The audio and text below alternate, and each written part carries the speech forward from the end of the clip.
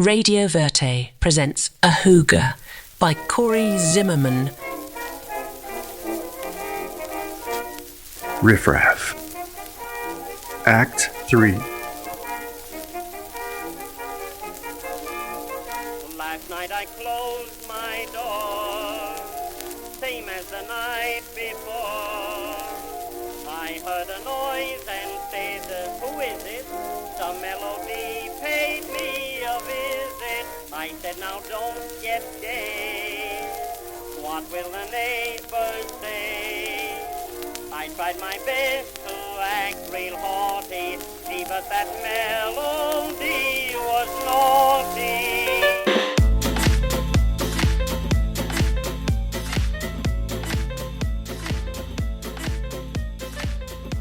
Saturday morning. My mother removes a modern beige Chanel drop waist dress she'd purchased from Miss Willard Milline's dress shop and hollers at me as she stands in her knickers, digging through a drawer for a proper day chemise.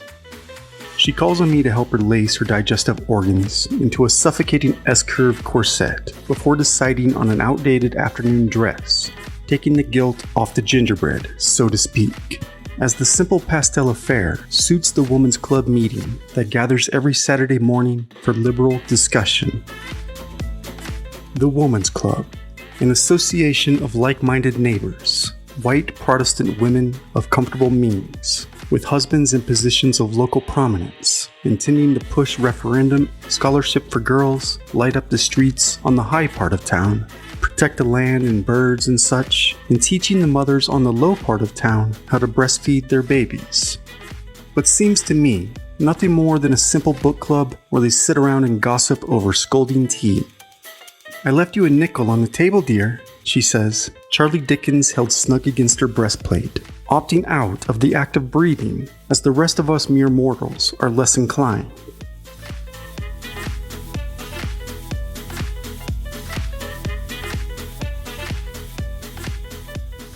I pedal for the square on my gent cycle, and lo and behold, I spot the girl again, this time exiting the flower shop on the corner.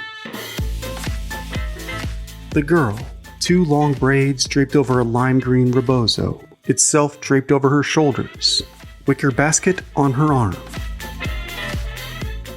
Her arm, a poem. In the warm embrace of twilight, her skin glows like sun-kissed earth, a tapestry woven from stories untold, soft as the whispers of ancient winds. Her laughter dances like marigolds in bloom, eyes deep as the ocean, reflecting the sky. With every moment, a rhythm, a pulse, a celebration of heritage, vibrant and alive. The spirit of her culture flows through her, rich as the spices in a family feast, each curve a testament to strength and grace. A melody of resilience, love, and light. In her presence, the world feels fuller. A living poem, a canvas of dreams, embodying the beauty of 1,000 suns. A tribute to life in all its colors and forms, as I catch her beautiful brown eyes. Her beautiful brown eyes, a poem.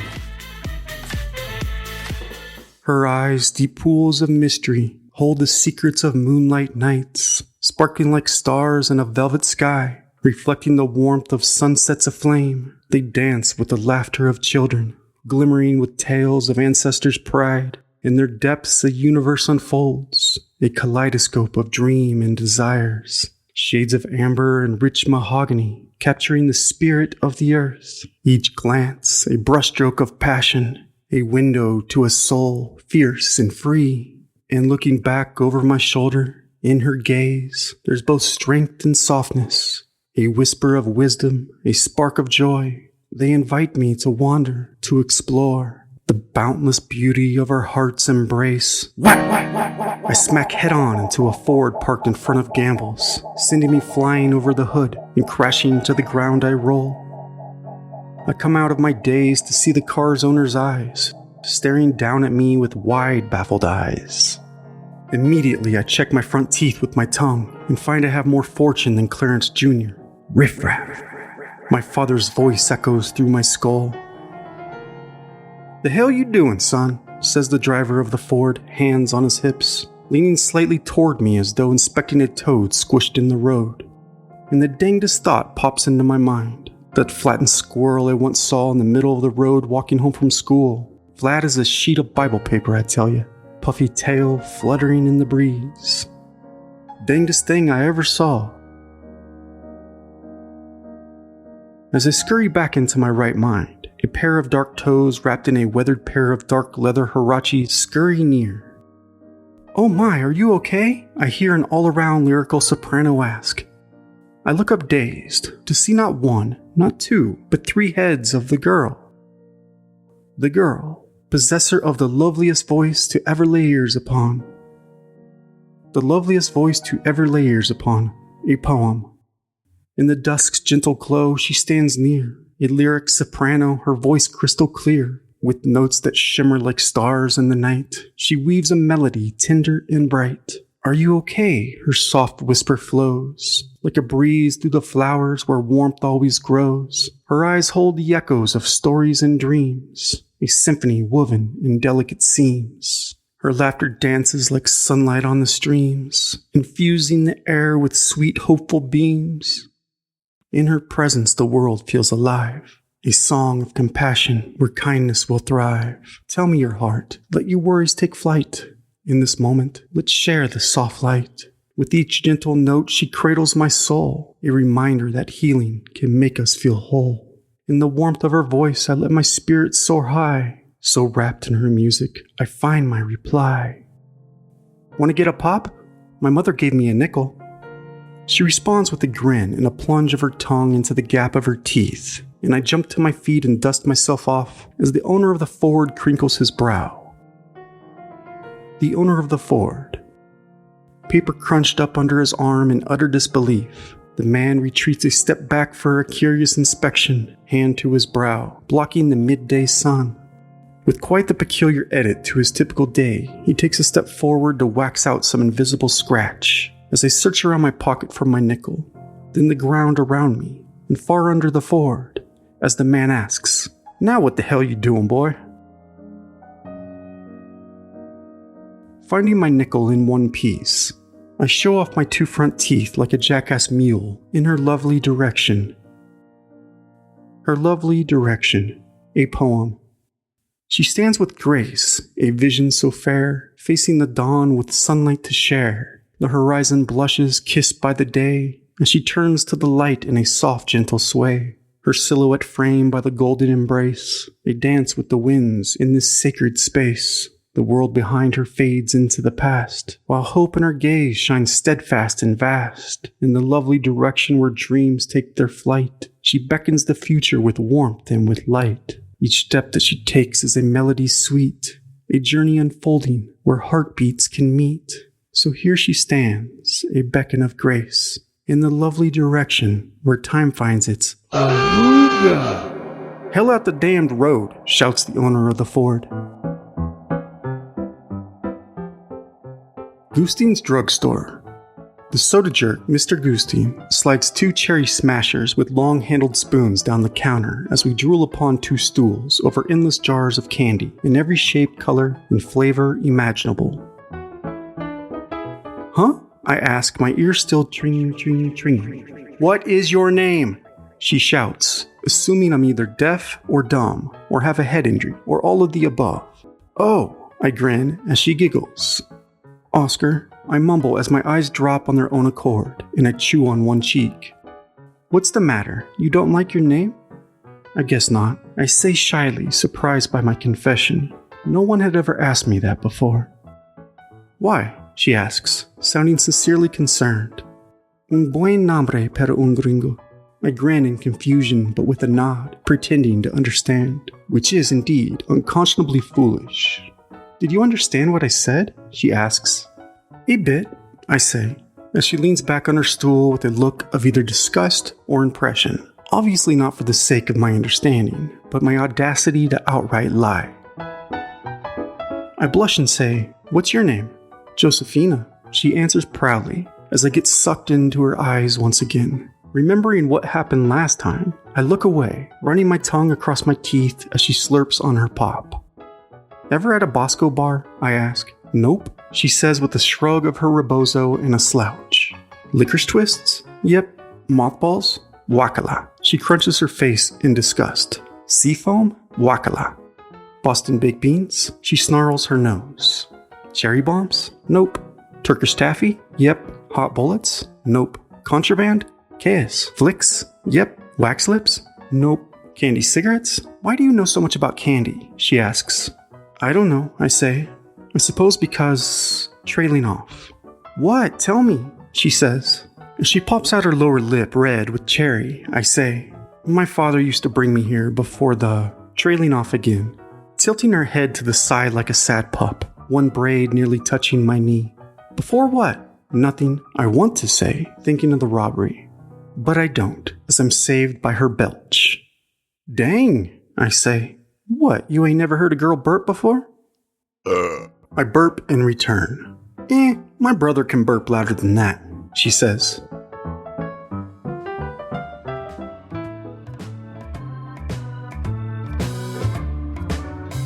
Dilly-dallying across Jones Park, my fingers crossed we don't run into Jimmy and his friends. Two wayward low-side boys walk our way. Bills curled up, ball tossed back and forth, one with big ears, dirt around his mouth, overall straps held up with stubby thumbs, as noisy as a cook stove falling down a flight of stairs, showing off a collection of cuss words. Flapdoodle, gib face, arf arf and arf, zounderkite, hedge creeper, mutton shunter, wagtail, and so on. Tongue drugged behind him in dirt and loose tobacco. Josefina grabs me by the hand. Wetback, the other one mutters as we cross paths.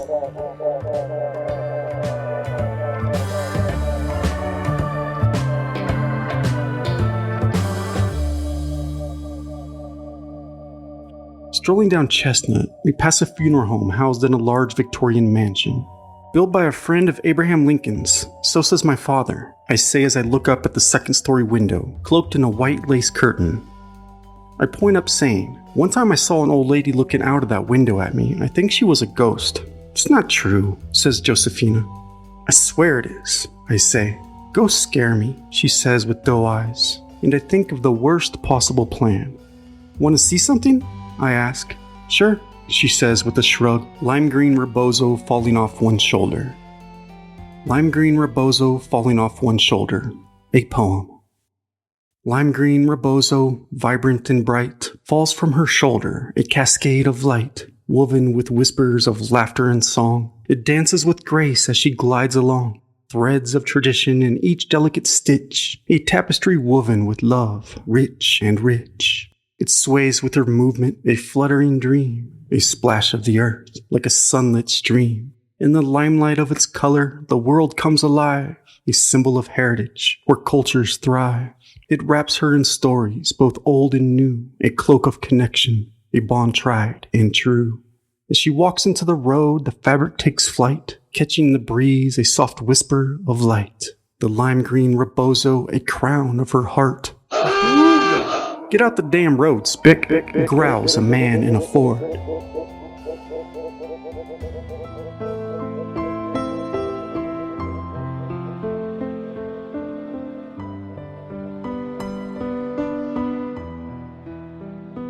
Amidst the gently bowing branches of Greenwood Cemetery, rows of freshly chiseled monuments stand amongst century-old tombstones, crumbling and decaying with time, smoothed over by wind and rain. Marble angels left behind by souls who have passed, return to earth's embrace, praying solemnly. Engraved in stone final thoughts, words and epitaphs that read, a good life hath but few days, but a good name endureth forever, a fine and faithful wife, and a kind friend to all. Bury him deep on the meadow, drop on his grave a tear, and sigh as you read the inscription, a soldier and a friend is buried here. I drop to my knees just past the Civil War plot and clear the overgrown grass from a small flat marble slab. Look at this, I say as Josefina kneels beside me and I run my fingers over the inscription. Limb of unknown child, as she stands and strolls on without a word.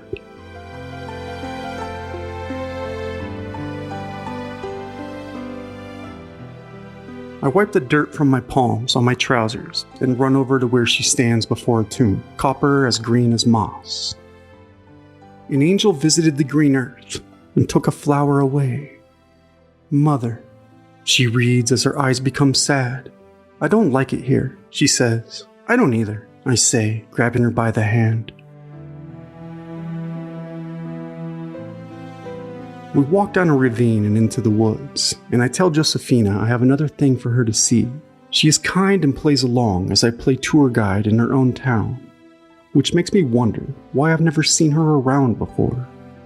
And about the shade of the valley bottom, hoarded with ghosts, I prefer to imagine her an angel, not of granite, but of flushed flesh, which simmers with sweat. My heart begins to race, and I sense feelings in places I'd never paid much attention to before. She has let go of my hand, but I brush the back of my palm across hers every chance I get. She steps through the nettle graciously, and I do all I might to snub out any fanciful words that tap dance on the tip of my tongue with a swallow. This way, I say, running down the hill to the trail. My trail, worn by my heels alone, or so I like to believe. Come on, it's right over here.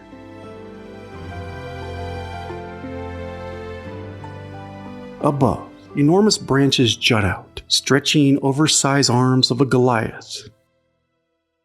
Below, side by side, our eyes widen at the breadth of the colossal oak. I hold out my arms and circle its broad trunk, feeling the rough bark beneath my palms, exclaiming it to be the oldest tree in the woods. How do you know? She asks. Because it's the biggest tree in the woods, I say as a breeze softly caresses its leaves. I peek at Josefina from around the backside of the tree as she turns her gaze away, saying, I've seen bigger.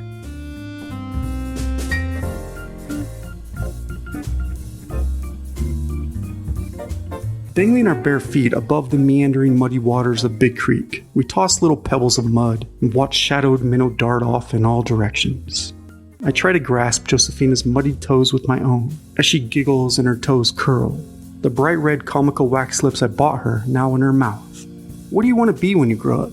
I ask. She spits the lips into her hand, saying, I don't know.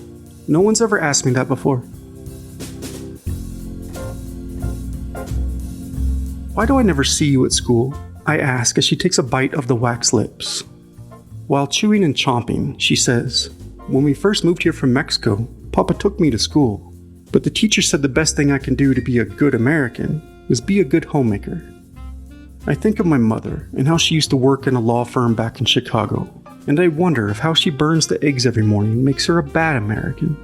Just as a brown thrasher flies up and lands in the shrubbery across the creek, singing the most exuberant song. Josefina whistles back, doing her darndest to mimic its tune. Miraculously, it responds before fluttering away. Wow, I say, leaning my palms on my knees. Where do you learn to whistle like that? I ask. Josefina smirks and shrugs her shoulders. In that way, I've come to both adore and worry I am as boring as a brick, as she kicks her toes into the back of her heel in nervous excitement.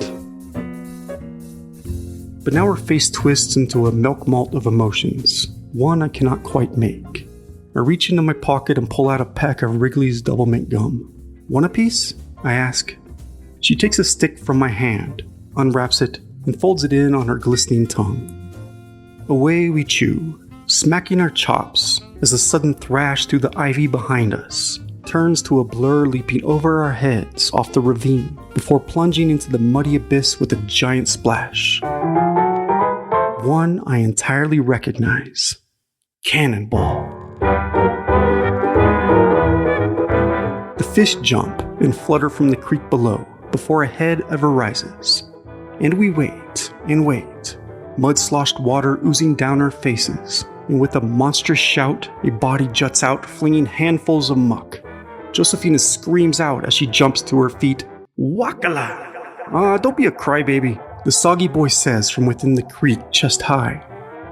Josefina cleans her face with her lime green rebozo and crosses her arms, scowling in the most severe kind of way, eyebrows in that deep slanted way, as I jet my eyes between her and the boy in utter confusion, when, Smack! I'm hit with the stink wad of black mud right in the face. Josefina tries not to giggle, but throwing her hands onto her hips, she raises her voice.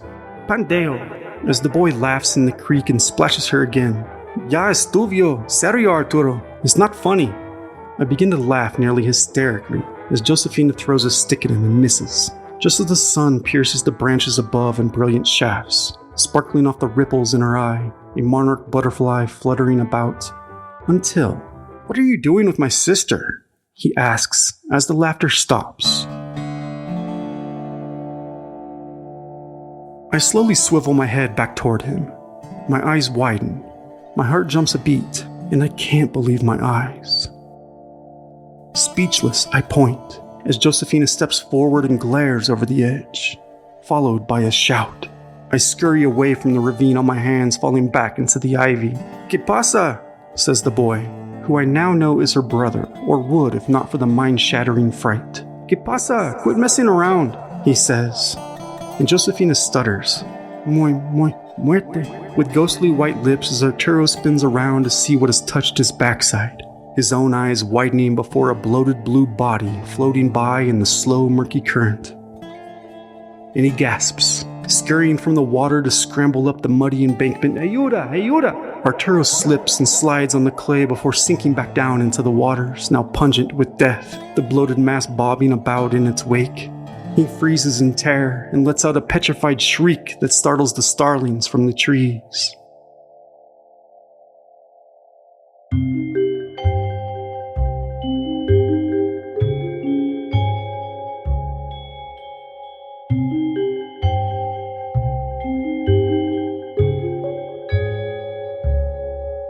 I climb onto the beaver dam with a long stick to where the body is jarred into a log.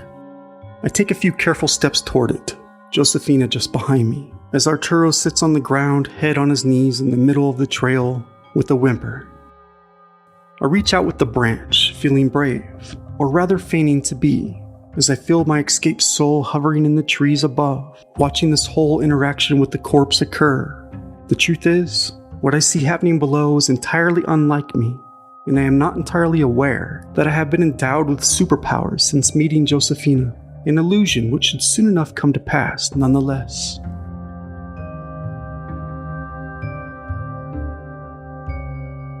She holds her hands over her mouth and nose at the stench, as I use the stick to push down on the left shoulder of the swollen bloat, which hardly appears to have once been a man. I jab with more force until the purple corpse spins around like a barrel, exposing dark, empty eye sockets that stare up at the sky in a look of surprise, jaw frozen in a perpetual state of bewilderment. A chill runs down my spine as a sudden wind scatters the branches overhead, and my own eyes bulge out and I feel rather vacant. I feel impossibly empty, but my lip fully quivers. And as the blood erases all the pigment from my face, I feel I might faint, and my arm drops haplessly to my side, dropping the stick. I stand frozen like marble on the dam, studying the dark streaks of red that shoot out from the blackened edges of a bullet hole right in the middle of his forehead, as a distant thunder shatters the silence, and droplets of rain begin to fall through the canopy.